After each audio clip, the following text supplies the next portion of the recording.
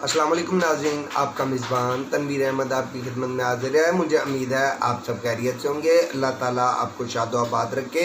अल्लाह ताला आपके खानों में, आपके रिज़्क़ में आपकी बरकतें अता फ़रमाए। अल्लाह पाक आपको हर मुसीबत, हर परेशानी से दूर रखे।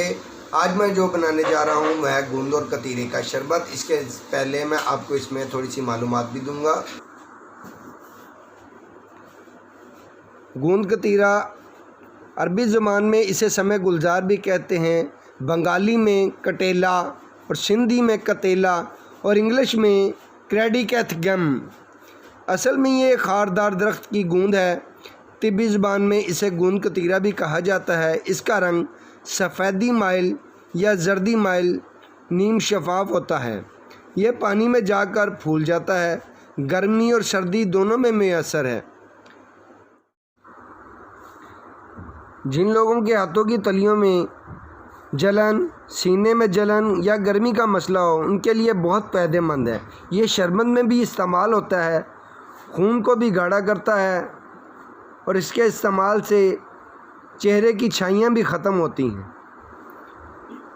इसको तुख्मलंगा कहते हैं। इसके इस्तेमाल से वज़न कम होता है, बाल खूबसूरत नज़र आते हैं और बंदा अपनी उम्र से कम दिखाई देता है।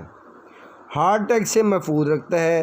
पानी में इस्तेमाल करने से ब्लड प्रेशर कंट्रोल में रहता है और जिस्म की गर्मी को दूर करता है। अब हम गूंद कतीरा और तुख्मलंगों का शरबत बनाते हैं।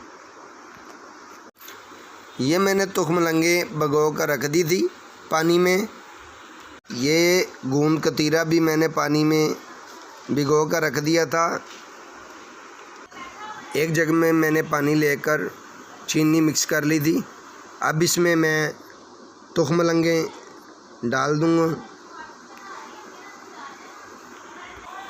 जो मैंने गूंद कतीरा भिगो के रखा था।